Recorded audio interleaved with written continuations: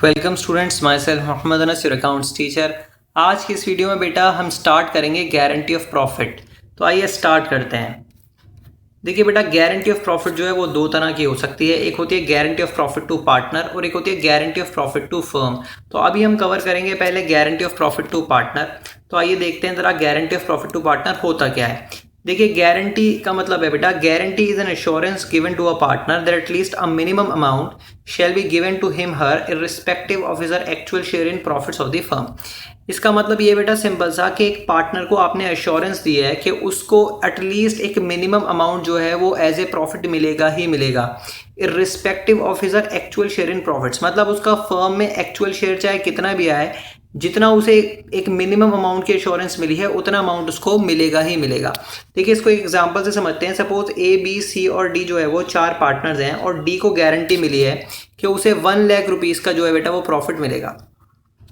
तो अब उसका एक्चुअल प्रॉफिट का शेयर, फर्म में जो प्रॉफिट्स होते हैं उसका एक्चुअल शेयर चाहे जितना भी आए, मान लीजिए जैसे फर्म का जितना भी टोटल प्रॉफिट होता है उसको अगर आप इनकी प्रॉफिट शेयरिंग रेशो में डिवाइड करते हो तो उसका शेयर आता है सपोज 75,000। तो उसका शेयर कितना आ रहा है बेटा 75,000, लेकिन आपने उसको गारंटी कितनी दी है 1 लाख। तो उसको 1 लाख मिलेगा, 75,000 नहीं मिलेगा। ठीक है, क्योंकि हमने उसको गारंटी दी है, उसको एश्योरेंस दी है कि उसको कम से कम 1 लाख रुपीज़ प्रॉफिट मिलेगा। ठीक है, तो अगर किसी पार्टनर को ऐसी गारंटी मिलती है तो उसको उतना अमाउंट कम से कम मिलेगा ही मिलेगा। देखिए, यहाँ पे एक वर्ड बहुत इंपॉर्टेंट है जो आपको याद रखना है। यहाँ पे एटलीस्ट लिखा हुआ है।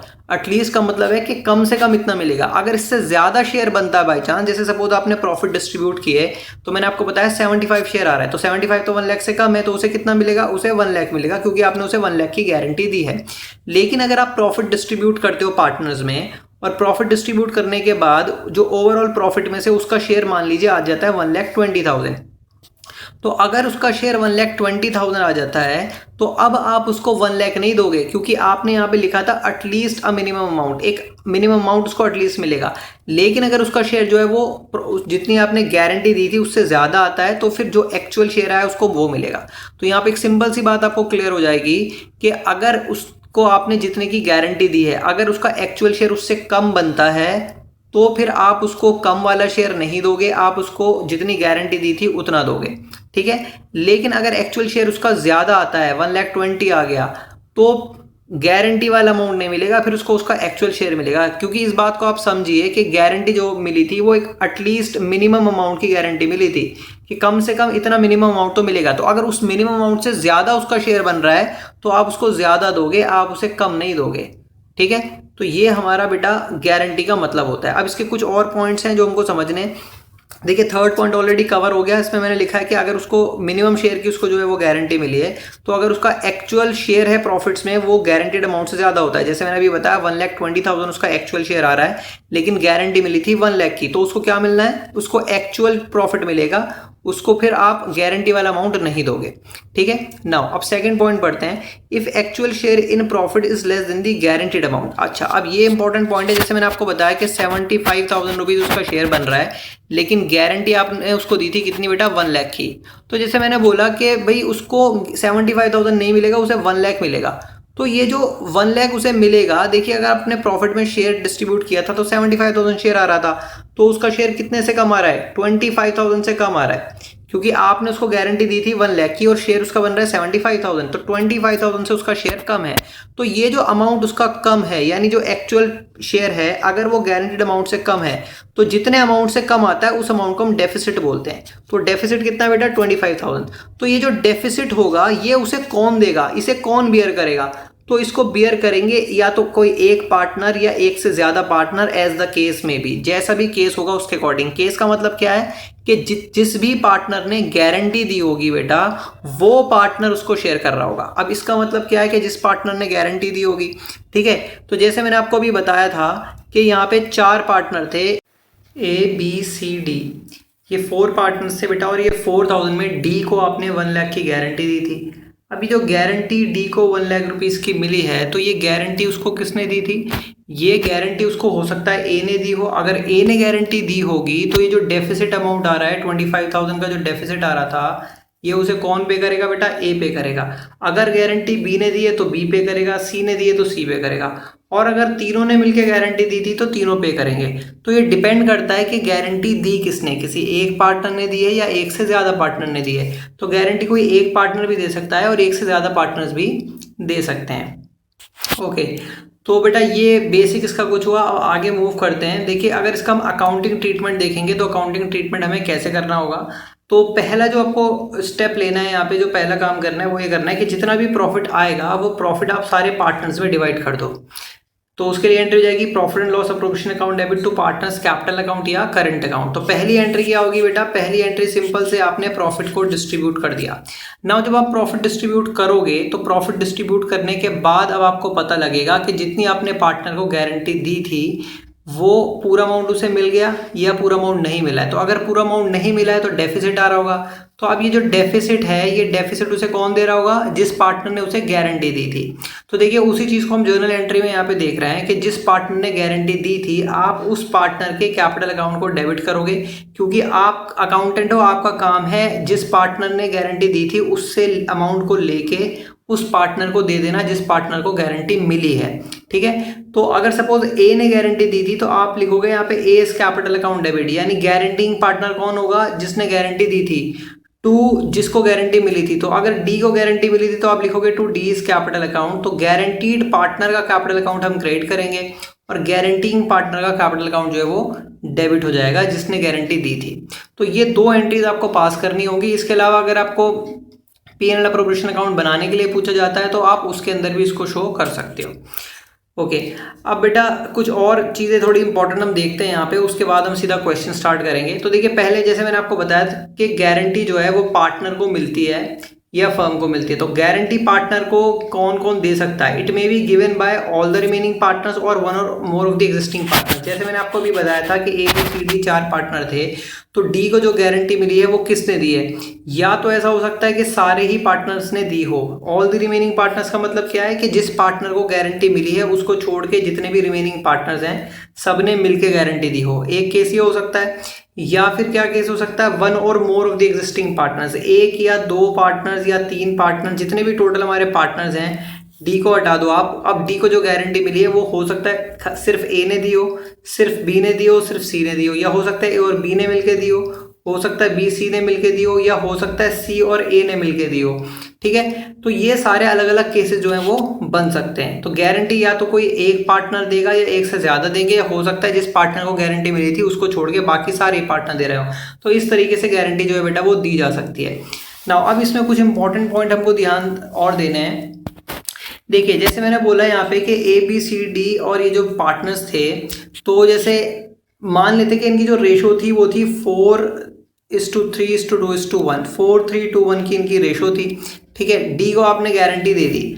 अब देखिए क्वेश्चन यहाँ पे आ रहा है, जैसे हमने पीछे देखा था कि 25,000 रुपीज़ जो थे वो डेफिसिट थे। तो अगर मान लीजिए ए बी और सी तीनों ने ही गारंटी दी है, अगर ए बी सी तीनों ने गारंटी दी है तो ये जो 25,000 रुपये हैं ये 25,000 ए बी सी तीनों मिला के डी को देंगे, है ना। तो अगर तीनों मिलाकर देंगे डी को, तो क्वेश्चन ये आता है कि कौन कितना देगा, ए कितना देगा, बी कितना देगा और सी कितना देगा।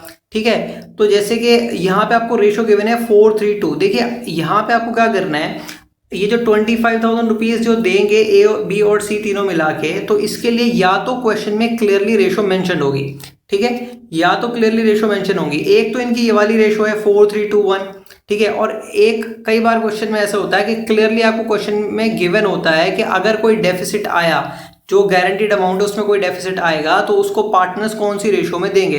तो हो सकता है क्वेश्चन में लिखा हो कि अगर डेफिसिट आता है तो तीनों पार्टनर्स इक्वली उसको देंगे, यानी 1:1:1 की रेशो में, या हो सकता है वो लिख दें कि 3:1 की रेशो में देंगे। तो वो जो क्वेश्चन में मेंशन्ड होगा आपको उसी रेशो में देना होगा। ठीक है, तो पहला पॉइंट यहाँ पे यही है कि deficit of the guaranteed amount is borne by the guaranteeing partners in the ratio mentioned in the question. जो भी रेशो क्वेश्चन में मेंशन्ड होगी, अगर वहां पे 3:1 मेंशन्ड है तो 3:1 में देंगे, 1:1:1 मेंशन्ड है तो इक्वली देंगे। ठीक है, तो यहाँ पे जो लिखा होगा क्वेश्चन में आपको उसी रेशो में देना है। नाउ नेक्स्ट क्वेश्चन ये आता है कि अगर क्वेश्चन में मेंशन नहीं है, तो जैसे मैंने आपको बताया ABCD 4 पार्टनर थे, इनकी रेशो थी 4:3:1। तो इस केस में अगर आप डी को हटा दो और क्वेश्चन में मेंशन नहीं है कि आपको कौन सी रेशो में वो पार्टनर जो है वो डेफिशिएंसी को बियर करेंगे, तो उस केस में आपको क्या करना है, आपको उनकी प्रॉफिट शेयरिंग रेशो देखनी है। आपको इनकी प्रॉफिट शेयरिंग रेशो देखनी है। तो प्रॉफिट शेयरिंग रेशो कितनी थी बेटा, 4:3:1। तो इसमें से डी तो क्योंकि खुद गारंटी मिली है उसको, तो आप इसको हटा दो, अब कौन बचा, ए बी और सी, ये तीनों गारंटी दे रहे हैं। तो ए बी और सी जो है बेटा वो अपनी इस वाली रेशो में, दैट इज 4:3:2, 4:3:2 के अंदर वो उनको डेफिसिट का जो अमाउंट है वो डी को पे करेंगे।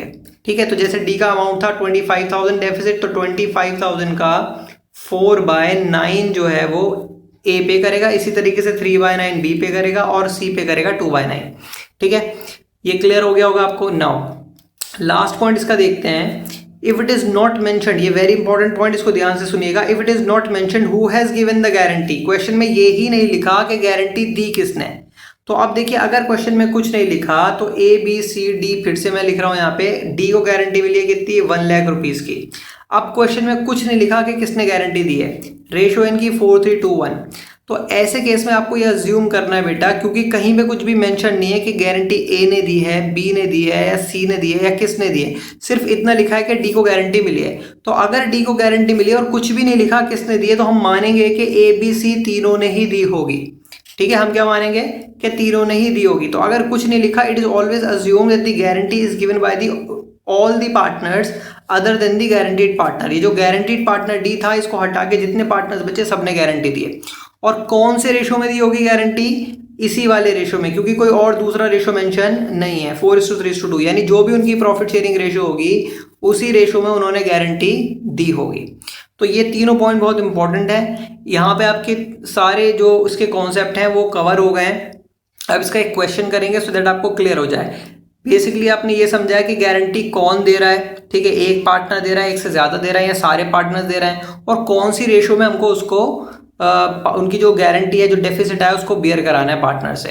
ठीक है, नाउ अब एक क्वेश्चन करेंगे ताकि सारा जो है बेटा वो क्लियर हो जाए। नाउ देखिए, ए बी और C were partners in a firm sharing profits and loss in the ratio of 3:2:1।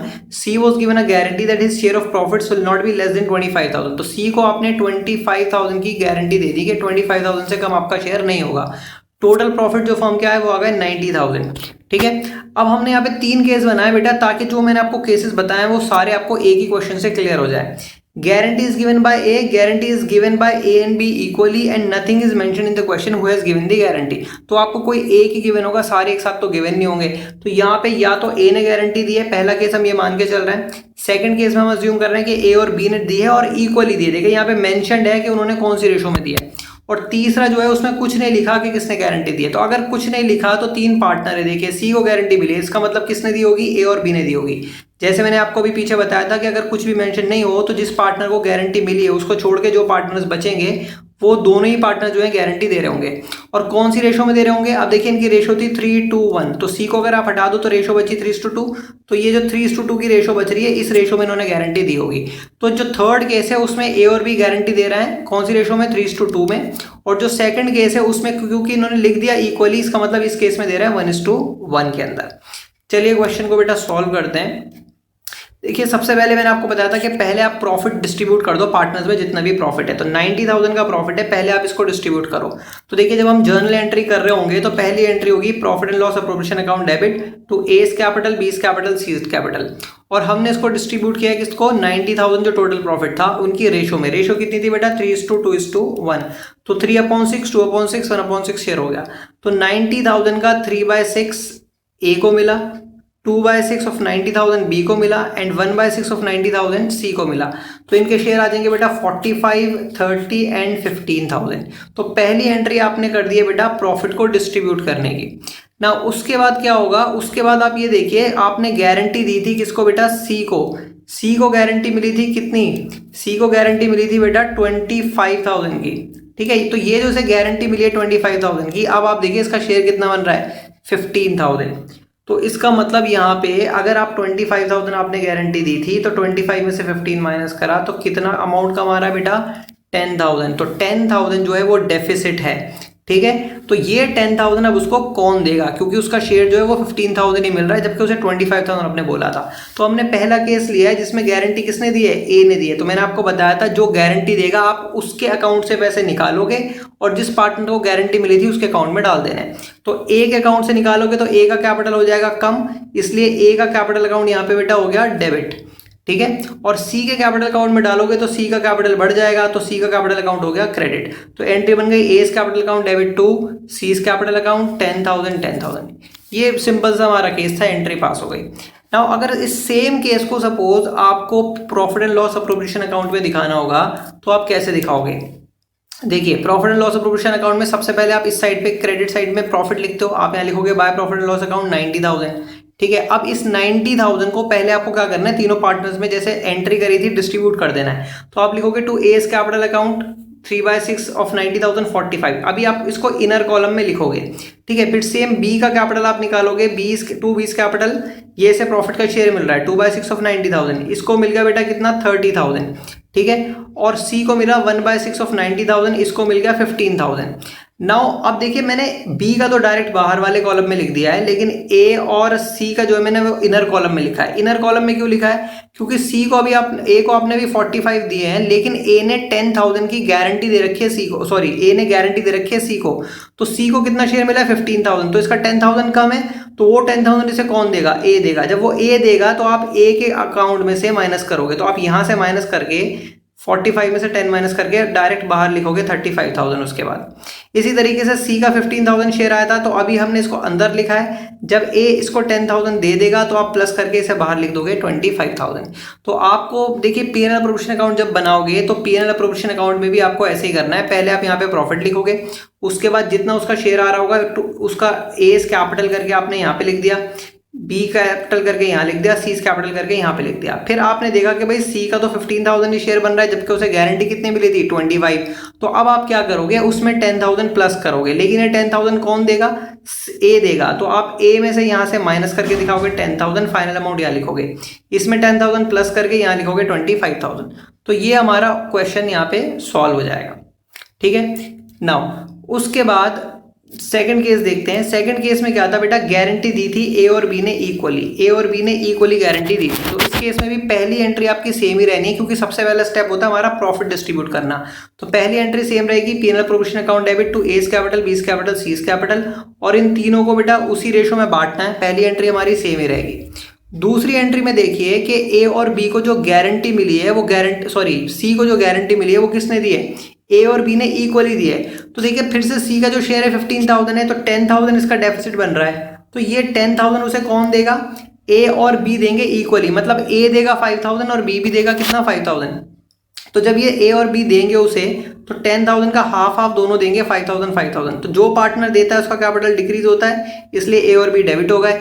सी को मिल रहा है, इसका कैपिटल बढ़ रहा है, इसलिए सी क्रेडिट हो गया 10,000 से। तो ये हमारी एंट्री पास हो गई।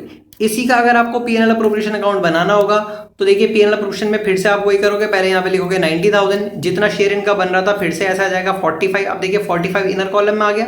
इस बार मैंने बी का भी इनर कॉलम में लिखा है, क्योंकि बी भी अभी उसको गारंटी बी ने भी दी है, इसलिए बी का अमाउंट भी अंदर ही लिखना है 30,000, डायरेक्ट बाहर नहीं लिखना है। और सी को मिला कितना 15,000। अब आप ये देखिए 15,000 इसे मिला है, तो इसको 10,000 और मिलेगा, तो आप यहाँ पे लिखोगे plus given by A, plus करके आप लिखोगे यहाँ पे 25,000, और इसे किसने दिया, ए और बी ने दिया। तो आप ए में से 5,000 माइनस करके फाइनल अमाउंट 40 यहाँ लिखोगे, और बी में से 5,000 माइनस करके फाइनल अमाउंट 25,000 यहाँ पे लिखोगे।